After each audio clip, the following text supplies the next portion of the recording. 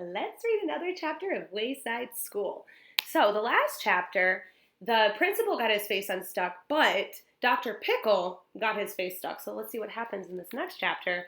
Chapter 15, The Unbreakables. Looks like it's maybe about some good friendships. It's bad enough when two friends fight. It's even worse when these three friends pick on a fourth. Joe and John were best friends. Hush up, said Joe. No, you, said John. Rondi and Allison were best friends. May I borrow a pencil? Asked Allison. Here, stick it up your nose, said Rondi. Maybe it was because they were worried and anxious about the cloud of doom looming above them. Maybe it was because their fingernails and toenails were growing too fast. For whatever reason, the longer everyone spent beneath the cloud of doom, the crabbier they got. Mauricia, Joey, Dee Dee, and Ron were more than just best friends forever. Their friendship was so strong they called themselves the Unbreakables, so that must be them in the front. Every morning they met before school by the flagpole. They had a special four-handed handshake. They would hold out one hand and lock thumbs and pinkies. Then they'd raise and lower their hands 3 times and shout, Unbreakable! The lunch bell kaboinked 4 times, and the Unbreakables headed down the stairs together. I wonder what we're having today, Dee Dee asked. Didn't you count the kaboinks? Asked Mauricia. Spaghetti and feet balls, said Joy. Ooh, I like those, said Dee Dee. You would, said Ron. They smell as bad as your feet.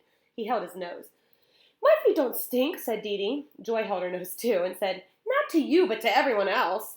Mauricia and Ron laughed. They entered the cafeteria. Dee Dee took a tray and pushed it to Miss Mush. The lunch teacher handed her a plate of spaghetti topped with a foot-shaped meat patty. Dee Dee sat her plate on her tray next to her history book. She was careful not to spill any feet sauce. Her half-finished homework was folded inside the book. It was due after lunch. She sat down with the others at one end of the long tables. She cut off a piece of feet ball, swished it around in the sauce, and ate it. You eat the heel first? Asked Mauricia. So, what's wrong with that? Said Dee Dee. It's gross, said Ron. You're supposed to start with the toes. Says who? It's just how it's done, asked Joy. Ask anyone. Ugh, you don't know anything, Dee Dee said angrily as she shook her fork at her friends. A bit of sauce dropped on her paper. Now look what you did, she accused them. You did that yourself, said Joy. Dee Dee tried to wipe it up with her napkin, but it only made it worse. Oh, now I have to start over, she complained. So Dee Dee remained in the cafeteria long after her friends left to play. She had one question to answer and one last toe to eat. It didn't seem fair that her friends were outside playing while she was stuck inside. Ugh, Ron, she'd muttered. Mauricia, Joy, they're the ones with the stinky feet. When, at last, she finished, she put her dishes in the dish tray and dumped her trash. She hurried out of the lunchroom and down the stairs. Once outside, she saw them playing three square and wasn't even sure if she wanted to join them. Suddenly, her face filled with horror. Oh no, she called out and then pulled her hair with both hands. She didn't have her homework and her history book. She turned to run back inside the building. Miss Mush and Miss Pepperdare, who's that, were busy wiping down the counter with dish rags when Dee Dee came running up to them. Hi, Dee Dee. Do you want seconds? Miss Mush asked hopefully. We put everything away, but I'd be happy to heat you up another plate. Out of breath, Dee Dee explained about her book and her homework.